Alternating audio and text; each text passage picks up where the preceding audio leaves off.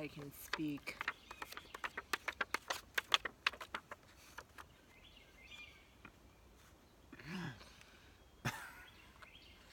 I do all the speaking. I have the best words. All the words, they're tremendous.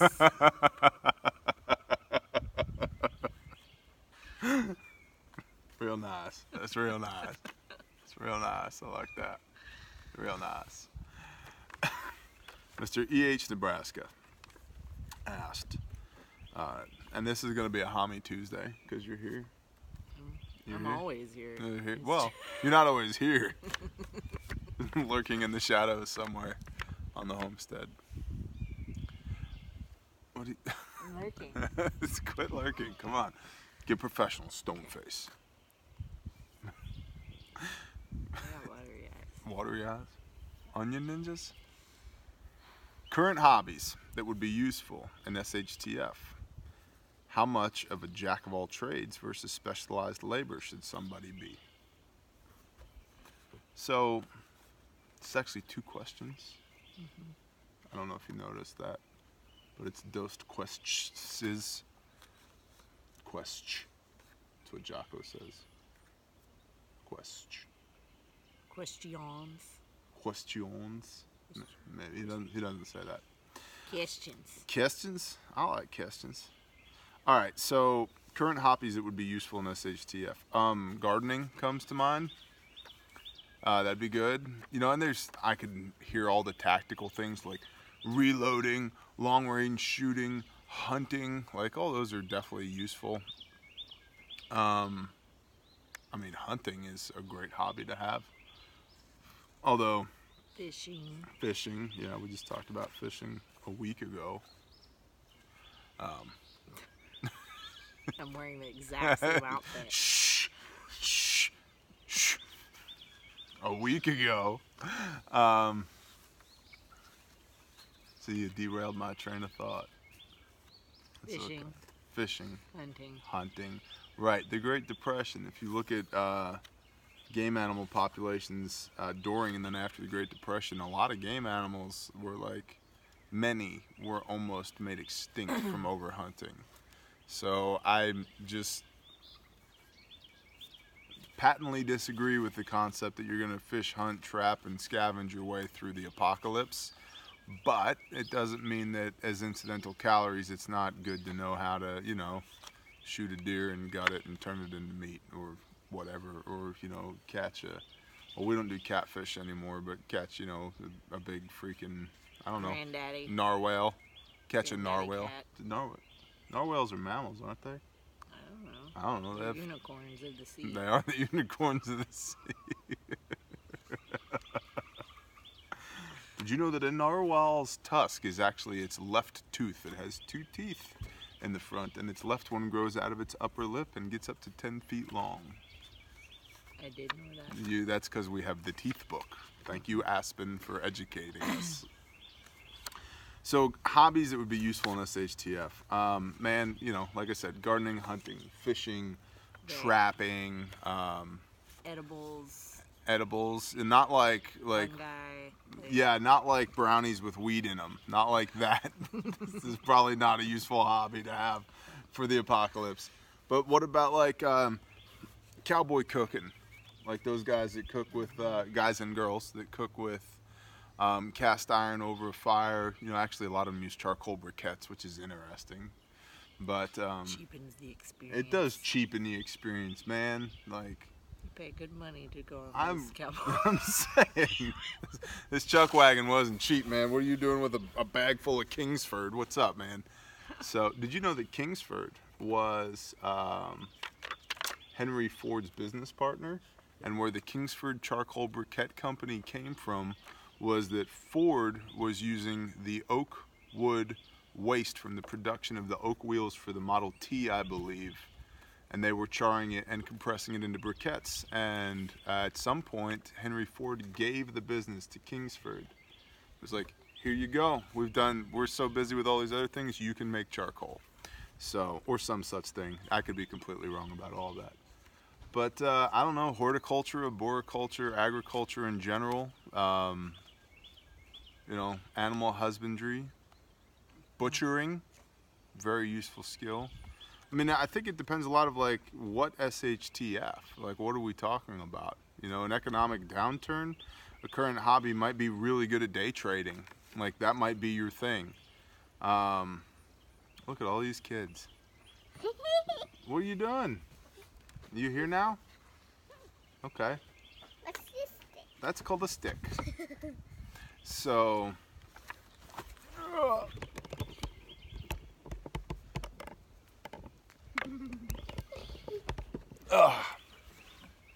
don't throw that at me. You are just like your mother. What about jack of all trades versus specialized labor? Well, I mean, we talked about it last week in the video. We did talk about that last week. That, you know, having a specialized trade is important, I think, but also being a jack of all trades is just as important. I said a new because dab. You sit on my lap. if you don't know anything that you don't know how to do, you're gonna need help doing. Mm-hmm.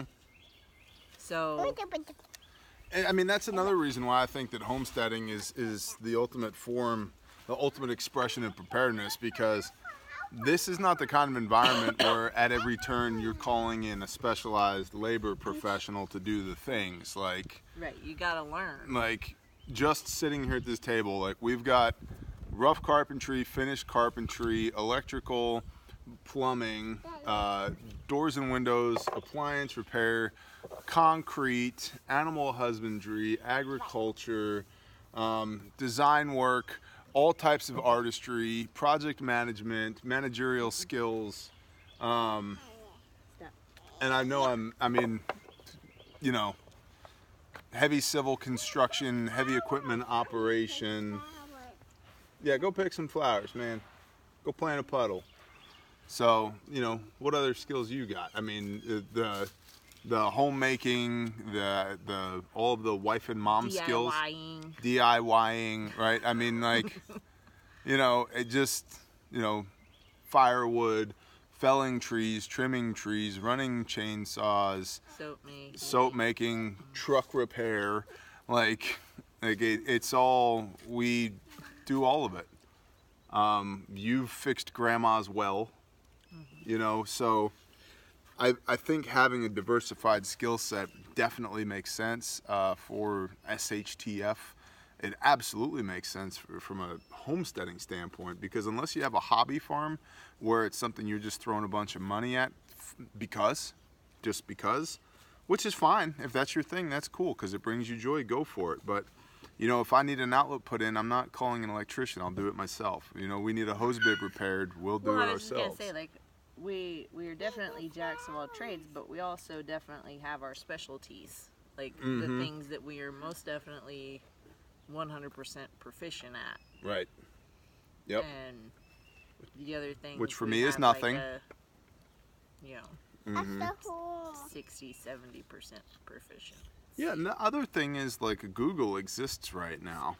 Like, YouTube is a real thing. You know, you guys watch YouTube videos, obviously. You can learn, you can get an instruction in almost anything. What to do, how to do it right now. Right? So you flip the video on and you put it next to the thing that you're doing, and you play along in the home game. I've learned how to do a considerable number of things that way. Don't yawn at me, woman. So, and I think it also depends on what is your specialized labor. Like, what does that look like? Because if it's, you know, if you have a liberal arts degree in underwater basket weaving, that's not going to be terribly useful. You know what I mean? Like, what is the thing that you do? You know, the more you bring to the table, the more valuable you are, the better compensated you are. That's just kind of life in general. So I do think that you should be a jack of all trades, and then as a jack of all trades, you should work your way up to a king of all trades. Like never stop learning. You know, continuing education is a real thing. And, you know, if you're a tradesman, they will compel you to continually educate yourself. If you're not formally trained as a tradesman, that doesn't mean that you shouldn't continue to learn. You want to go with Dad or with Bub? But you know, useful hobbies, Go play in the man. creek, go get your clothes. Like blacksmithing, there's another one. Archery, you know, diesel Archery's a good mechanic, one. yeah. You know, I was gonna say like logging, but I don't think many people log as a hobby. You know, I don't know any. That's definitely something. Excuse me. That's definitely something that somebody pays you to do that you don't voluntarily do. You don't just show up on Tuesday morning and like, yeah, I'm here to party, guys. Woodworking, that's a good hobby to, you know, and I've talked many times about this. Square, plumb, and level is the same 360 degrees around the world, whether you think it's flat or a globe or whatever, it doesn't matter. Square, plumb, and level is square, plumb, and level. Whether you're pouring concrete or framing houses or felling trees or laying tile, or it doesn't matter. It's all the same. So doing something that's physical, visceral, tactile with your hands, I think it helps you to learn what does level look like, what does square look like, what does something being flat or plumb look like, right? And flat and level aren't the same things. You know, plumb and straight up and down aren't necessarily the same things. And forget square, especially if you have a house that's been built probably since the 1950s. Since about the baby boom, there's nothing square about your house. It's not there. And generally speaking, especially newer houses right now, all it is creating the illusion of square. Your house ain't square. Your rooms aren't square. It's never been square. It's never going to be square. It's not square. It's not. Your corners are anywhere between 89 to 95 degrees easily. Maybe 88 degrees and 95 degrees. Oh, we had some that were 100. Yeah. Right? So it ain't square. So, I don't know, Bub, you got any thoughts about useful hobbies in SHTF, man, when the world's ending? What about video games? Is video games useful?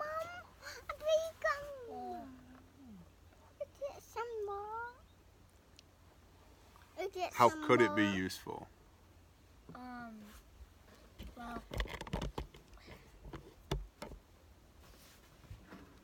a lot of well, not a lot, but some have simulations or stuff like that. So you would know how it seems to look. Okay. Or how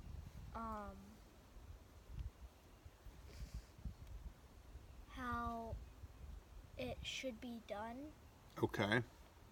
But you would still have to practice in real life to actually know how to really do it. So it could be like a learning aid? Yeah, Okay. It could help you learn. Okay. I like that. What about like whittling? Like skinning limbs with your buck knife? Is that useful? Yes, because it could help you make tinder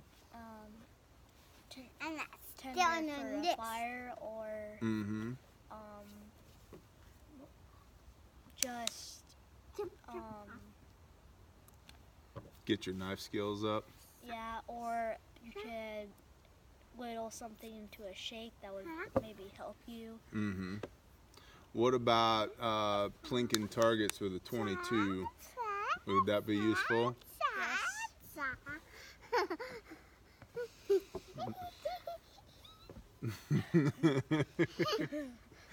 Okay, the baby's crazy. We all know this. So, hey, sit down. Sit. You're gonna fall off the table. Daddy will smack your butt on camera. Sit. Yeah. She's on trap one side. Okay, cool. So, anyway, I think there's lots of useful hobbies for SHTF. I think we've kind of covered that. Like, I don't know, the big ones are Cooking over a wood fire. Like producing food, right. tending animals, gardening, working with your hands, you know, sweat of the brow type stuff. Absolutely, all useful hobbies. And a giant And then as far as, jack of all trades, you're a giant spider? You better sit down, kid. Get down. Get down. Get down. Get down. Jack of all trades versus master of none, or specialized labor rather. I think it's both, man. I really think it's both. But just be careful that whatever your specialized labor is, that it's applicable, right? Right. And listen, here's the deal. I will fully acknowledge that SHTF might be, it might be a huge coronal mass ejection that knocks out, part of the power grid and all the communications on, say, the West Coast. Well, what's an applicable skill now for SHTF? Well, I'll tell you what, man, if you're a really good network designer, if you're an awesome network engineer, or you know how to splice cable, dude, that's a highly applicable SHTF skill. You're going to be rolling in it because there's going to be a huge relief effort to get that part of the world up and running again. So we tend to make a lot of assumptions as to what SHTF will look like, and we have to make those assumptions, or at least educated guesses, so that we can try and plan in the appropriate direction to meet whatever the challenge is head on, right? But that challenge could very easily be something, let's say, that's more cerebral and more digital and more ones and zeros than it is rewinding a couple hundred years. It's more iPhone than Dust Bowl. I don't know. And nobody does. So all we can do is make assumptions based on our previous history. And I think it was Mark Twain said that history doesn't always repeat itself, but it often rhymes. And I think that's a great way of looking at it. So I don't know precisely what's coming down the pike, but I do know that it's probably good to know how to do all the things. And this will be the bow that we tie on this conversation. Because you can't know how to do all the things and you can't do all the things yourself, you ought to have some people. Mm-hmm. You agree with that? Yep. Yeah, because that's where having a mag is important, because you can't possibly know everything about everything. Yep. So to have people in your group that complement each other's knowledge with their own knowledge is essential. Yep. To say nothing of how much you can accomplish when many people set their hands and their minds to accomplishing one task. Mm-hmm. Super fast. Yep. 3 weeks of work in 3 hours when the mag was here, when the tribe was here. Mm-hmm. And we actually have a meeting with our mag coming up here pretty quick. So, and the tribe and the mag aren't the same thing, although they do kind of overlap in a couple of cases. So that's cool. And it's just circles around circles around circles around circles of circles with circles by circles for circles with other circles. And the occasional square. Little circles. Little circles. Triangles. Remember when Harlan was a kid? He couldn't say triangle. Everything was a triangle. He couldn't also say Pocahontas. Remember? Yeah. Like, I don't No. It was Sacagawea. Yes. Sakawajija is what he said. Why do I remember this? Sakawajija. Why was he trying to say Saka? Now I can't say it. Sacagawea. I don't know. I don't know either. It was something they learned in school. Oh yeah, that's what it was. Cool. Well, how many hobbies should you have for SHTF? All of them. Right. Jack of all trades or specialized labor? As much as you can. Both. And I know that doesn't help, but get in where you can fit in. Do the things that are your gifting, that are your talent, that are your delight. Pareto principle, the 80-20 rule. Double down, triple down on the things that you're really good at, and then the things that you're not good at, know how to do them, but find somebody else who's gifted in doing them. Mm-hmm. So that if you have to do them, you can, but you have somebody else to lean on, ideally, that they do those things that aren't your skill set. So, cool. Cool. Cool.